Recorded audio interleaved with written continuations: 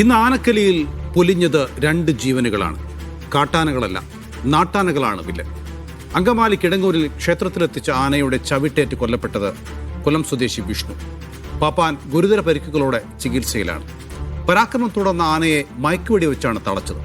ഇരിങ്ങാലക്കുട കുടൽമാണിക്യം ക്ഷേത്രത്തിലും ആന പാപ്പാനെ കൊന്നു. അജിംസ്, കഴിഞ്ഞ ദിവസം പൂരം വെടിക്കെട്ട് കുറേ ആളുകൾ മരിച്ചു. ഇന്ന് ആന, 2 പേർ മരിച്ചു. നമ്മുടെ മനുഷ്യൻ്റെ ആഹ്ലാദത്തിനും സന്തോഷത്തിനും വേണ്ടിയൊക്കെ നമ്മൾ കുറേ കാര്യങ്ങൾ കൊണ്ടുവരുന്നു. പക്ഷേ അത് തന്നെ മനുഷ്യന് വില്ലനായി മാറുന്നു.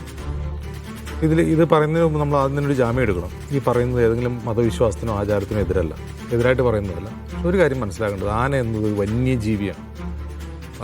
ഇടതൂർന്ന കാട്ടിനുള്ളിൽ ചോലവനത്തിനകത്ത് നല്ല തണുത്ത തറയിൽ കാലുവെച്ച് നടക്കുന്ന, ഇര തേടുന്ന വലിയ ലിവിങ് റേഞ്ചുള്ളൊരു ജീവി. 100 കണക്കിന് കിലോമീറ്റർ അതിന് ആവശ്യമുണ്ട്. കേരള തമിഴ്നാട് അതിർത്തികളൊന്നും അതിന് ബാധകമല്ല. അത് അങ്ങോട്ട് നടക്കും, ഇങ്ങോട്ട് നടക്കും. തമിഴ്നാട്ടിൽ പോയി വെള്ളം കുടിച്ചിട്ട് കേരളത്തിൽ വന്ന് കിടന്ന് ഉറങ്ങുന്ന ജീവിയാണത്.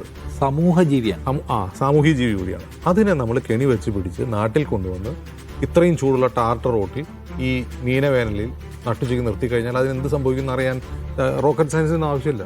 അതിൻ്റെ പാപ്പാന്മാർക്ക് തന്നെ അറിയാൻ എങ്ങനെയായിരിക്കും ബിഹേവ് ചെയ്യാന്നുള്ളത്. എൻ്റെ പ്രശ്നം അതല്ല. എന്ത് ആചാരത്തിൻ്റെയും വിശ്വാസത്തിൻ്റെയും പേരിലാണെങ്കിലും ഈ മരിക്കുന്ന മനുഷ്യരെ നമ്മൾ ശ്രദ്ധിച്ചിട്ടുണ്ടോ? എല്ലാം വർക്കിംഗ് ക്ലാസ് ആൾക്കാരെ കൊല്ലുന്നത്. ഇവിടുത്തെ പൈസക്കാരെയോ രാഷ്ട്രീയക്കാരെയോ മതമേലധ്യക്ഷന്മാരെയോ പുരോഹിതന്മാരെയൊന്നും അല്ല കൊല്ലുന്നത്. വർക്കിംഗ് ക്ലാസ് മനുഷ്യരെ, ആനപ്പാപ്പാൻ അല്ലെങ്കിൽ പൂരം കാണാൻ വന്ന് നിൽക്കുന്ന കൂലിപ്പണിക്കാർ, ഇവരൊക്കെയാണ് ഈ കൊല്ലുന്നത്.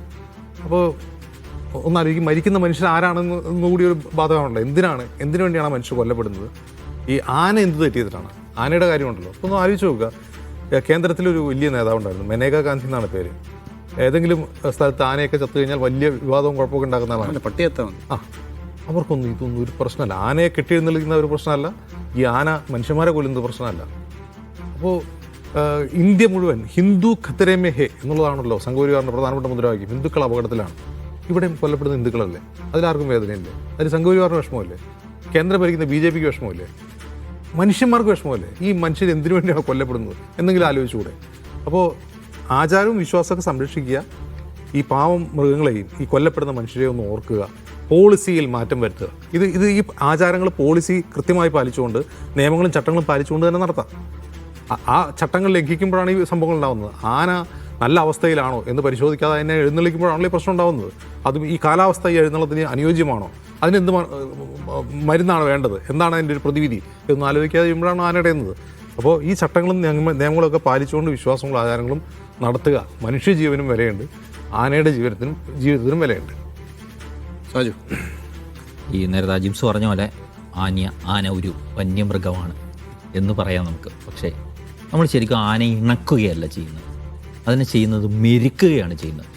ചട്ടം പഠിപ്പിച്ചിട്ട്, യഥാർത്ഥത്തിൽ ഉപദ്രവിച്ചിട്ട്, അതിനെ വേദനിപ്പിച്ചിട്ട്, അതിനെ ഭയപ്പെടുത്തിയിട്ട് നമ്മുടെ വരുതിയിലാക്കുന്ന പണിയാണ്. അത് അതിൻ്റെ ഒരു ഘട്ടത്തിൽ പുറത്തേക്ക് വരുന്നു എന്നുള്ളതാണ്. തനി സ്വഭാവത്തിലേക്ക് മടങ്ങും. അതിന് തനി സ്വഭാവത്തിലേക്ക് മടങ്ങുന്നു എന്നുള്ളതാണ്. പക്ഷേ നമ്മൾ ഓർക്കേണ്ടത്, ഈ മനുഷ്യനോട് തന്നെ എന്താണ് നമ്മളിപ്പം ദുരന്ത നിവാരണ അതോറിറ്റി ഒക്കെ എന്താണ് പറഞ്ഞുകൊണ്ടിരിക്കുന്നത്?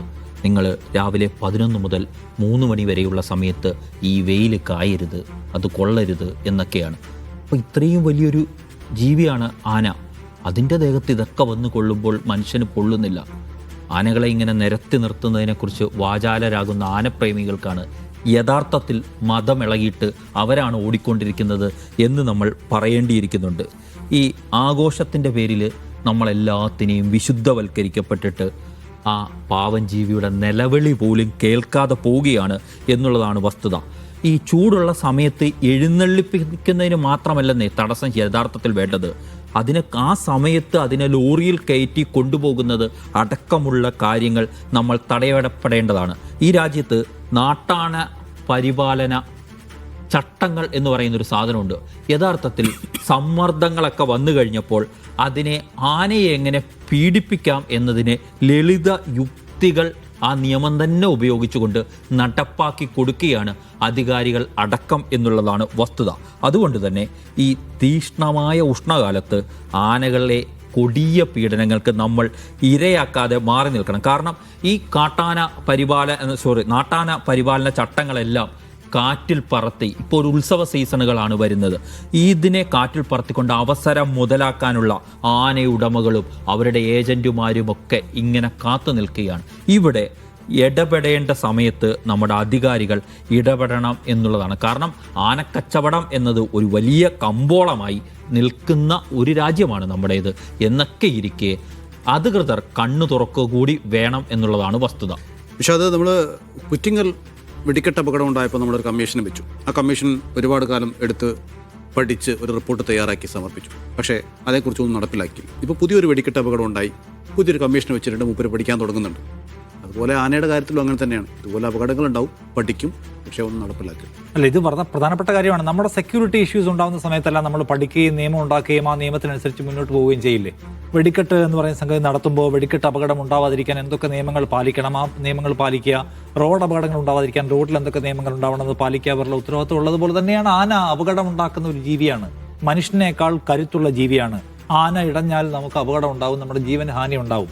അപ്പോൾ അതിനകത്ത് നിയമങ്ങൾ പാലിച്ചു പോവുക, നിയമങ്ങൾ കർക്കശമാക്കുക എന്നത് പല കാര്യങ്ങളിലും ചെയ്തു. ബാക്കി എന്തെല്ലാം കാര്യങ്ങളിൽ മനുഷ്യൻ വളരെ കർക്കശമായ നിയമത്തെ കൊണ്ടു നടക്കുന്നുണ്ട്. അതുപോലെ ആനയെ പരിപാലിക്കുകയും കൊണ്ടു നടക്കുകയും ചെയ്യുന്ന കാര്യത്തിലും കർക്കശമായ നിയമങ്ങൾ കൊണ്ടുവരിക എന്നാണ് പ്രധാനം. അതിന് വിശ്വാസത്തിന്റെ പേരിൽ, അതിപ്പോൾ ക്ഷേത്ര ഉത്സവമായാലും കൊള്ളാം, പള്ളിപ്പെരുന്നാളായാലും കൊള്ളാം, അല്ലെങ്കിൽ ഇപ്പോൾ തെക്കൻ കേരളത്തിലൊക്കെ ഉള്ളതുപോലുള്ള ചന്ദനക്കുടം പോലുള്ള പരിപാടിയായാലും, ഇനി ഉദ്ഘാടന പരിപാടികൾ, മറ്റേതെങ്കിലും തരത്തിലുള്ള സെലിബ്രേഷൻസ്, രാഷ്ട്രീയ പാർട്ടികളുടെ പരിപാടികൾ, ഏതിനായാലും ആനയെ ഉപയോഗിക്കുന്നതിന് കർശനമായ നിയമങ്ങൾ ഈ വൈകാരിക ജീവികളെ മറികടന്നുകൊണ്ട് നടപ്പിലാക്കാൻ നമുക്ക് പറ്റിയില്ലെങ്കിൽ പാവപ്പെട്ട മനുഷ്യന്മാരെ നിയമമുണ്ട്. ഞാൻ ചൂണ്ടിക്കടിക്കാം. ഈ പകൽ 11-നും വൈകിട്ട് 3:30-ക്കും ഇടയ്ക്ക് ഇതിനെ എഴുന്നള്ളിപ്പിക്കരുത് എന്നുള്ളത്. ഞാൻ പറഞ്ഞ നിയമങ്ങൾ കർശനമായി നടപ്പിലാക്കാൻ കഴിയാതെ വരുന്നത് ഈ പറയുന്ന വൈകാരിക ജീവികളുടെ പ്രശ്നം കൊണ്ടാണ്. അതിനെ മറികടന്നുകൊണ്ട് നിയമം നടപ്പിലാക്കാൻ സർക്കാരിന് കഴിയണം. നേരത്തെ സാജു പറഞ്ഞില്ല, നാട്ടാന ആനയില്ല. കാട്ടിൽ നിന്ന് കെണി വെച്ച് പിടിക്കുന്ന ആന മാത്രമേ ഉള്ളൂ. ഈ ആന എങ്ങനെയാണ് നമ്മൾ മെരുക്കിയെടുക്കുന്നത് പോലും ഒരു ജീവിയോട് കാണിക്കുന്ന പരമാവധി ക്രൂരതയാണ്. ഇപ്പോൾ ഒന്നാമത് ഇപ്പം ആനയുടെ കാര്യം പറയുമ്പോൾ എല്ലാവരും താഴെ വന്ന് കമന്റിൽ ചോദിക്കായിരിക്കും, മനുഷ്യൻ തിന്നാൻ വേണ്ടി ജീവിയെ കൊല്ലുന്നില്ലെന്ന്. തിന്നാൻ വേണ്ടി കൊല്ലുന്നത് മനുഷ്യന്റെ എത്രയോ നൂറ്റാണ്ടുകളായിട്ടുള്ള ഒരു ആവശ്യകതയാണ്. മനുഷ്യൻ മാംസബുക്കാണ്. മാംസം കഴിച്ചുമാണ് മനുഷ്യൻ സർവൈവ് ചെയ്തത്, നമ്മുടെ പൂർവ്വപിതാക്കന്മാർ. അതൊരു ആവശ്യകതയാണ്. പക്ഷെ ആനയെ പീഡിപ്പിക്കുന്നത് ഒരു ആവശ്യകതയാണോ? ആനയെ പീഡിപ്പിക്കുന്നത്, മറ്റേതെങ്കിലും മൃഗങ്ങളെ ഇങ്ങനെ ദീർഘകാലം ടോർച്ചർ ചെയ്യുന്നത് ഇറ്റ്സ് നോട്ട് ആൻ ആവശ്യകത. അപ്പോൾ അത് നമ്മൾ മനസ്സിലാക്കണം. ഒരു ആനയെ കെണി വെച്ച് പിടിച്ച് അതിനെ എങ്ങനെയാണ് മെരുക്കിയെടുക്കുന്നത്? ആനയ്ക്ക് ശബ്ദം ഉണ്ടാക്കുന്നത് പേടിയാണ്, ആനയ്ക്ക് തീ പേടിയാണ്. അപ്പോൾ ആനയെ വലിയ പെരുമ്പറ കൊട്ടിയും പടക്കം പൊട്ടിച്ചുമാണ് ആദ്യം അതിൻ്റെ പ്രജ്ഞ നശിപ്പിക്കും. അതിൻ്റെ മുന്നിൽ വലിയ തോതിലുള്ള തീക്കുണ്ടങ്ങൾ കൊണ്ടുവന്നിട്ട് അതിൻ്റെ തീയും ശബ്ദവും കേൾപ്പിച്ച് ആ ജീവിയുടെ പ്രജ്ഞ നശിപ്പിച്ച് അതിനെ അടിമയാക്കുകയാണ് ചെയ്യുക. ദിവസങ്ങളോളം അതിന് ഭക്ഷണം കൊടുക്കാതിരിക്കും. എന്തിന്? അനുസരണ പഠിപ്പിക്കാൻ വേണ്ടി. അതിൻ്റെ ശരീരത്തിൽ എപ്പോഴും ഒരു മുറിവുണ്ടാവും, ചട്ടമുറിവെന്നാണ് അതിൻ്റെ പേര്. ആ മുറിവ് കരിയാൻ സമ്മതിക്കില്ല. കാരണം ആ മുറിവിൽ തോട്ടിയിട്ട് വലിച്ച് പീഡിപ്പിച്ചാണ് അതിനെ സമ്മതിപ്പിക്കുക. ആനയെ വാട്ടുക എന്ന് പറയുന്ന ഏർപ്പാടുണ്ട്. എന്താണ്? ഏതൊരു ജീവിയുടെയും അവകാശങ്ങളിൽപ്പെട്ടതാണ് അതിന് മേറ്റ് ചെയ്യാനുള്ള അവകാശം. അത് നിഷേധിക്കപ്പെടുക. മതം പൊട്ടുന്ന സമയത്ത് ദിവസങ്ങളോളം വെള്ളം കൊടുക്കാതെ ആനയെ വാട്ടൽ എന്ന് പറയും. അപ്പോൾ അതിൻ്റെ എല്ലാ തരത്തിലുള്ള നീഡിനെയും സപ്രസ് ചെയ്ത് വെച്ച് അടിച്ചമർത്തി വെച്ചിട്ടാണ് അതിനെ മെരുക്കിയെടുക്കുക എന്ന് പറഞ്ഞാൽ ആന ഒരിക്കലും സ്നേഹബോധത്തോടെ നമ്മോട് മെരുങ്ങുന്നില്ല. മറിച്ച് അത് എന്ത് ചെയ്യുകയാണ്? അതിൻ്റെ പ്രജ്ഞ നശിച്ച് അതിൻ്റെ ജീവിതത്തിലെയും അതിൻ്റെ കൂട്ടാളികളെ നഷ്ടപ്പെട്ട്, നേരത്തെ അജിംസ് പറഞ്ഞ പോലെ തണുത്ത സ്ഥലത്ത് നടക്കുന്ന കൂട്ടമായി ജീവിക്കുന്ന ആനയെ നടന്നു പോകുന്ന വഴിക്ക് ഒരെണ്ണത്തിനെ കിണിപ്പെടുത്തി വീഴ്ത്തുകയാണല്ലോ. അപ്പോൾ അതിൻ്റെ സഹജീവികളെ ഇല്ലാതാക്കുക, സാമൂഹ്യ ജീവിതം ഇല്ലാതാക്കുക, തണുത്ത പ്രതലമില്ല, മണിക്കൂറുകളോളം ഈ പറയുന്ന ഹൈവേകളിലൂടെ നടത്തുക, അല്ലെങ്കിൽ ചൂട് കൊണ്ട് ലോറിയിൽ നടന്നു പോവുക. ആന പ്രൊവോക്ഡാവും. അപ്പം നമ്മൾ തന്നെ ഉണ്ടാക്കി വെക്കുന്ന സ്വയംകൃതാനർത്ഥം എന്ന് പറയുന്ന സംഗതിയാണ് ആനയെ പീഡിപ്പിച്ചുണ്ടാക്കുന്നതാണ് ഈ ദുരന്തം. ഈ ദുരന്തത്തിൻ്റെ ഇരകൾ നേരത്തെ പറഞ്ഞ പാവപ്പെട്ട പാപ്പാമാരായിട്ടുള്ള മനുഷ്യന്മാരാണ്. അതുകൊണ്ട് ഈ വൈകാരിക ജീവികളെ മറികടന്നുകൊണ്ട് നമുക്ക് ആന, അതിപ്പോൾ ഇന്ത്യയെ മാത്രമുള്ള കാര്യമൊന്നുമല്ല. ഇപ്പോൾ വേറെ പല തായ്ലാൻഡിൽ പോയാലും ശ്രീലങ്കയിൽ പോയാലും കംബോഡിയയിൽ പോയാലും അവിടെയെല്ലാം പല ആവശ്യങ്ങൾക്ക്, ടൂറിസം പോലുള്ള ആവശ്യങ്ങൾക്ക് വേണ്ടിയെല്ലാം ആന ഇതുപോലെ പീഡിപ്പിക്കുന്നുണ്ട്. അപ്പോൾ കാലം മാറുകയും നമ്മൾ കൂടുതൽ ആധുനികവൽക്കരിക്കുകയും ചെയ്ത കാലത്ത് ഈ ആനയെ എങ്ങനെ കൈകാര്യം ചെയ്യണം, ആനയെ അപകടരഹിതമായി എങ്ങനെ കൊണ്ടു നടക്കാൻ പറ്റുന്ന കാര്യത്തിൽ നിയമങ്ങൾ കർക്കശമാക്കാൻ നമ്മുടെ ഭരണകൂടങ്ങൾക്ക് പറ്റിയിട്ടില്ല. ഈ ഒച്ച വയ്ക്കുന്ന ഈ ആനപ്രേമി സംഘത്തിന്റെ സംസ്ഥാന അധ്യക്ഷനെ കിട്ടിയാൽ അയാളെ കയ്യും കാലും കിട്ടിയിട്ട് നാഷണൽ ഹൈവേ കൂടെ കുറച്ചു നേരം ചെരുപ്പില്ലാതെ നടത്തി നോക്കിച്ചാൽ മനസ്സിലാവും ആനപ്രേമത്തിന്റെ സുഖം എന്ന് പറയുന്ന സംഗതി എന്താണെന്ന്. ഒരു ജീവിയെ മൃഗീയമായി പീഡിപ്പിച്ചുകൊണ്ടല്ല സ്നേഹിക്കേണ്ടത്. അപ്പോൾ അതുകൊണ്ട് ഗവൺമെന്റ് ഇതിനകത്ത് ഇടപെടാൻ പറ്റണം എന്നാണ് നമുക്ക് പറയാൻ പറ്റുക. ഗവൺമെന്റിന് പറ്റുകയില്ല എന്നുള്ളതാണ് യാഥാർത്ഥ്യം എന്ന വേദന അവസാനിപ്പിച്ചുകൊണ്ട് ഞാൻ ടേക്ക് അവസാനിപ്പിക്കാം. ഇന്ന് 2 ജീവനുകൾ പൊലിഞ്ഞു, ഇനിയും ജീവനുകൾ പൊലിയാൻ ബാക്കിയിരിക്കുന്നു. ഇനിയും ആനകളെ ഇത്തരത്തിൽ കൊണ്ടുവന്നാൽ, കാരണം ആനകളെ പറഞ്ഞിട്ട് കാര്യമില്ല, അവർ അവരുടെ തനി സ്വഭാവത്തിലേക്ക് മടങ്ങുമ്പോൾ ജീവൻ നഷ്ടപ്പെടുന്നത് നമ്മുടെയൊക്കെ കൂടെയുള്ളവരാണ്.